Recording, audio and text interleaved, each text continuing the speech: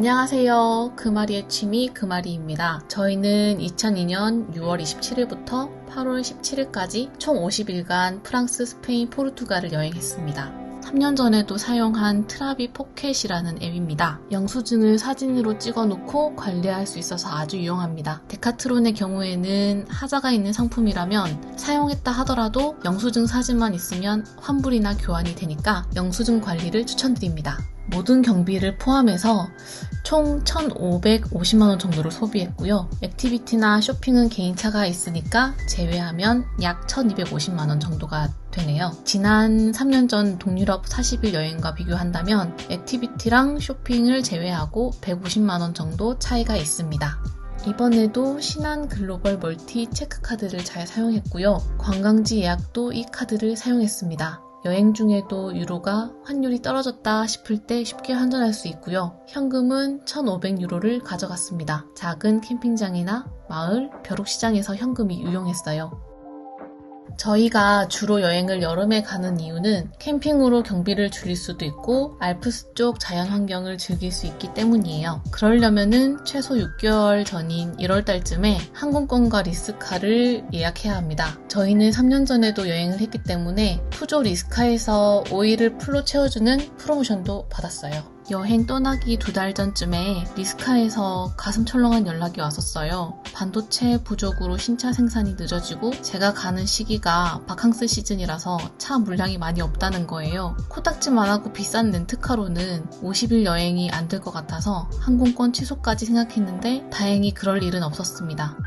리스카 예약을 했다 하더라도 반드시 원하시는 날짜에 차를 받을 수 있는지 명확하게 답변을 받아두는 게 좋을 듯 합니다. 22년 푸조 2008 기준으로 하루 5만원 정도고요. 경유차라 연비도 좋습니다. 저의 경우 50일 리스를 해서 1,809유로 약 245만원이었습니다. 게다가 풀보험이 기본으로 들어가 있기 때문에 따로 보험을 가입할 필요도 없어요. 렌트카는 오일량을 픽업했을 때처럼 채워줘야 하는 게 맞잖아요. 그런데 리스카는 앵꼬 상태로 반납해도 상관이 없어요. 현재는 30일 이상 리스카 예약이 가능하고요. 영국의 경우에는 EU를 탈퇴했으므로 법적으로는 리스카가 갈 수 없고 보험과 지원이 일체 안 된다고 합니다. 프랑스 외에 다른 도시에서 차량을 받거나 반납하게 되면 각각 추가 30만원 정도 지출이 있어요. 그래서 저는 늘 프랑스 내에서 차를 받습니다. 파리 공항에서는 렌트카 픽업 장소랑 거리가 있는 편이에요. 그래서 공항에서 픽업 차량을 타고 나가야 하지만 니스 공항에서는 5분 정도만 걸어 나가면 충분히 찾을 수 있습니다. 캐리어 끌고도 편하게 갈 수 있는 길이니까 자세한 영상은 니스에서 리스카 픽업하기를 보아주세요.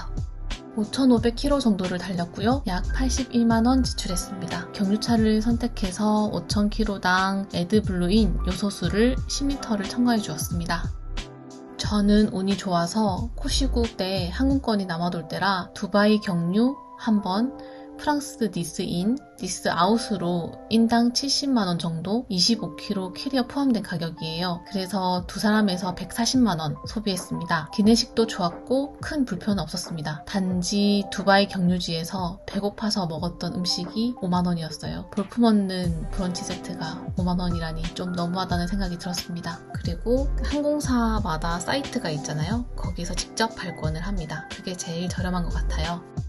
지난 40일 여행에서는 텐트와 의자를 가져갔었는데요. 이번에는 데카트론에서 구매했습니다. 장비 구입 비용 114유로 포함해서 96만원, 순수 캠핑장 비용만 21일에 79만원 정도 소비했습니다. 프랑스에서 19일, 포르투갈에서 2일을 캠핑했고요. 프랑스에서 캠핑 횟수가 많은 이유는 숙소가 퀄리티에 비해서 가격이 많이 비싼 편이에요. 좁고 답답한 숙소에 있을 바에는 수영장과 머물기 좋은 편의시설, 사이트도 잘 꾸며놓은 캠핑장이 훨씬 가격적인 면에서 좋았습니다. 가장 쌌던 포르투갈 캠핑장 가격은 10유로 30센트인데 한국 돈으로 13,000원 정도였습니다. 가장 비싼 캠핑장은 바캉스 시기 끝물에 남부 프랑스 캠핑장 53유로 정도였고요. 한국 돈으로 7만원 정도예요. 평균 25유로, 30유로 정도를 생각하시면 되고 한국 돈으로 3만원에서 5만원 사이를 예상하시면 될 것 같습니다. 참고로 수영장에 대해 말씀드리자면 캠핑장 내 수영장을 이용할 때 프랑스에서는 가끔 서핑용 수영복을 제지하는 경우도 있어서 타이트한 수영복을 챙기시길 바랍니다. 저희는 캠핑장을 단 한 번도 예약해 본 적이 없었습니다. 바닷가에서 캠핑을 하고 싶어서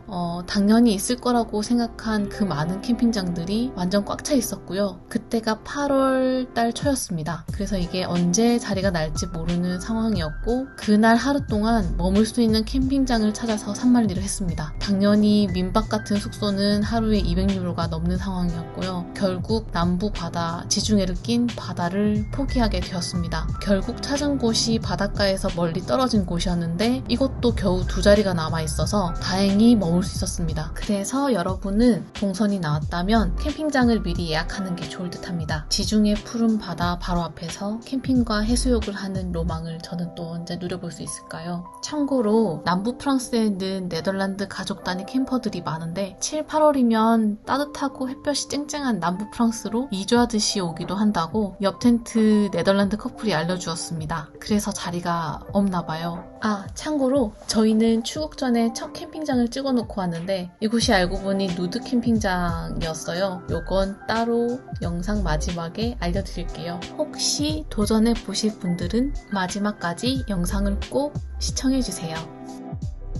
총 29일간의 숙박을 했습니다. 프랑스에서 4일, 포르투갈 6일, 스페인 20일. 프랑스는 숙박 비용이 가격에 비해서 퀄리티가 좋지 않기 때문에 저희에게는 익숙한 자동차 모텔 체인 B&B 어플을 주로 사용했습니다. 프랑스 B&B 평균 가격은 85에서 107유로 사이고요. 스페인의 평균 가격은 70유로, 포르투갈 평균 가격은 66유로 정도입니다. 스페인의 경우에는 숙소 가성비가 너무 좋아서 관광지가 많은 올드시티 내부, 구글 지도에서 최저가 숙박을 주로 이용했습니다. 숙소가 관광지에서 너무 멀면 교통비 또는 주차료가 따로 더 들고요. 왔다 갔다 시간까지 지치는 것은 옵션이기 때문에 꼭 올드시티 내부의 숙소를 잡길 추천드려요. 가격대는 30유로에서 60유로 사이 숙소가 많지만 아쉽게도 주차료는 따로입니다. 적으면 8유로 정도고요. 마드리드 경우에는 25유로까지 이용해 보았습니다. 호텔 이용객들만 사용하는 주차장이라서 도난이나 차량 파손에 대한 걱정이 없어지기 때문에 주차료가 좀 들더라도 이 방법이 마음이 편했어요. 저희는 뒷좌석에 짐이 많아서 별것 아닌 것 때문에 차가 파손되거나 그러면 기분도 그렇지만 여행 스케줄에 문제가 생기니 차라리 돈을 더 주고서라도 이 방법을 택했습니다. 스페인에서는 파라도르에 꼭 가보라고 해서 톨레도와 살라만카를 갔었는데 톨레도는 적극 추천이지만 살라만카는 대실망이었어요. 평점이 낮은 이유가 다 있더라고요. 구글 최저가를 통해서 예약했고 톨레도 파라도르 가격은 119유로 72센트 약 16만원 정도고요. 살라만카 파라도르 가격은 106유로 80센트 약 14만 5천원 정도 되었습니다. 포르투갈도 리스본 시내 숙소가 생각보다 너무 비싸서 좀 떨어져 있는 하루 66유로 B&B를 이용했었고요. 시설도 만족했었습니다. 숙소 위치가 리스본 건너편 몬티조라는 곳인데 배를 타고 들어가면 30분 정도 걸리고 선착장에 무료 주차가 가능해서 좋았고요. 그림 같은 리스본 시내를 바다에서 볼 수 있어서 더 좋았습니다. 프랑스에서 출국할 때 짐 정리를 하려고 공항 바로 앞에 있는 14만원 정도의 이비스 호텔에 머물렀었는데요. 너무 좁고 비싸서 입국이나 출국을 하실 때는 미리 숙소를 예약해 두는 것도 좋을 것 같습니다. 참고로 이곳도 주차료가 8유로 정도 있었고요. 조식도 인당 8유로 정도였습니다.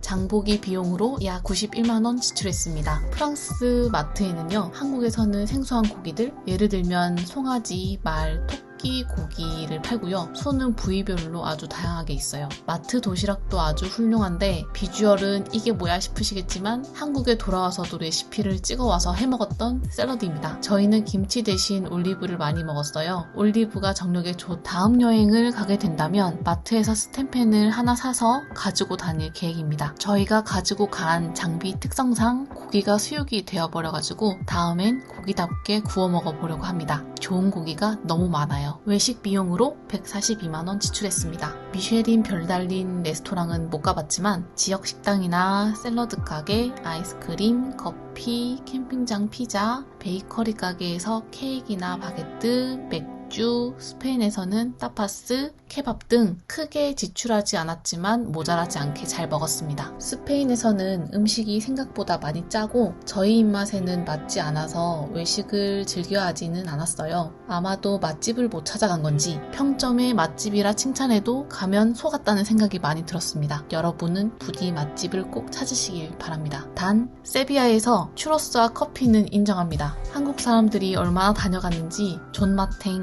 개맛있어를 아는 종업원도 있었어요. 한국 사람의 좋은 리뷰가 달려있다면 그곳은 평탄은 하는 곳인 듯 합니다. 주말에는 문 닫으니까 참고하세요.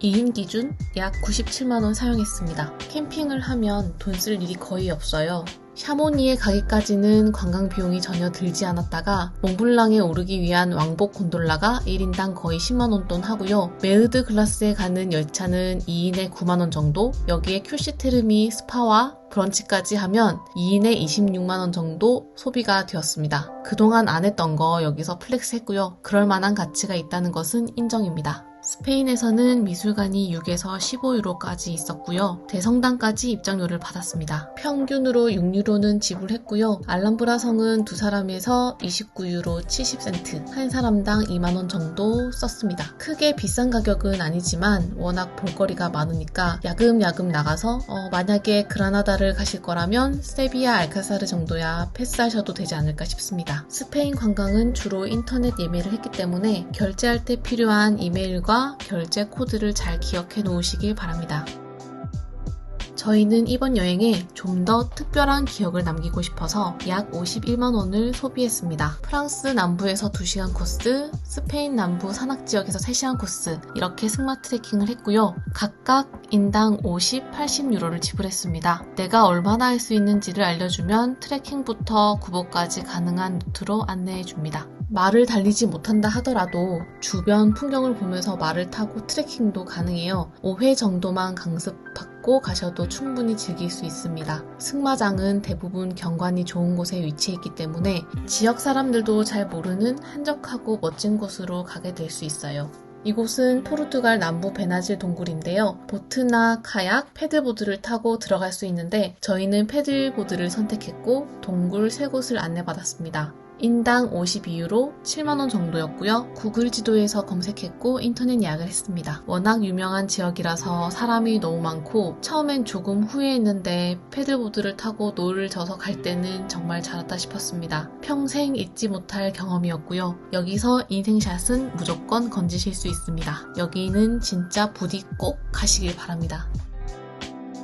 교통비로 78,000원 소비했고요. 스페인 피게레스나 프랑스 몽펠리에의 경우에는 버스를 타고 들어가야 했고 알람브라 올라가는 버스는 2유로 30센트, 리스본에서 탔던 페리는 왕복으로 5유로 20센트, 그리고 원데이 교통 티켓은 6유로 45센트였습니다. 참고로 몽펠리에는 블로그에서 찾아봤을 때 젊고 깨끗한 곳이라고 하더니 생각보다 더 지저분하고 볼 게 없었어요. 조금 더 떨어진 마을 페즈나 추천드립니다. 아기자기하고 예쁜 샵들과 공예품, 깨끗한 거리, 맛있는 음식으로 관광객이 대부분 프랑스인인 걸로 봐서 아직 유명해지기 전인 듯 싶었습니다. 여기 빨리 가시길 바래요. 그 외에 성당에서 초를 봉헌하거나 약값, 코비드 테스트, 우체국에서 텐트를 한국으로 보낸 비용까지 약 18만원 소비했습니다. 프랑스 우체국에서 한국으로 소포를 보내는 비용은 4kg 기준으로 해서 63유로 9센트, 한국 돈으로 85,000원 정도 합니다. 마지막으로 쇼핑은 개인차가 있겠지만 저는 266만원 정도 소비했습니다. 프로방스에 있는 메가더 글렌 아울렛에서 고어텍스 등산화가 70유로를 하는 거예요. 그래서 3켤레를 샀습니다. 그리고 프로방스 지역에서만 직접 제조한다는 의류 브랜드에서 부모님 선물을 구매했고요. 텍스 리펀도 안에서 가능하고 관광객이라면 10% 할인 카드까지 발급해줘서 기분 좋게 쇼핑했습니다. 이외에도 자그마한 기념품들을 구매한 가격이에요. 자, 이렇게 세 번째 유럽 드라이빙 여행 지출 내역을 모두 보여드렸고요. 저의 영상이 여러분의 여행 계획에 도움이 되길 바라면서 혹시 누드 캠핑장이 궁금하신 분들은 구글 지도에 네이처리즘 캠핑을 검색하시고 찾아가 보세요. 물론 사진이나 동영상 촬영은 금지입니다. 제가 갈 때는 6월 말 바캉스 전이라서 자리가 많았고 훌떡 벗은 할아버지 할머니들이 아무렇지도 않게 흔들면서 돌아다니는 걸 보고 이게 꿈인가 싶었습니다. 여기도 7월이면 자리가 가득 차서 가고 싶어도 못 간다고 하더라고요. 주인 아줌마 말씀이 한번 해보면 아주 판타스틱한 경험을 하게 될 거라고 하셨는데 저희도 잠시 고민했다가 저희는 마음의 준비가 되지 않았다고 정중히 말하고 나왔습니다. 언젠가 저도 도전해보고 또 리뷰 남기도록 하겠습니다. 긴 영상 보아주셔서 감사합니다.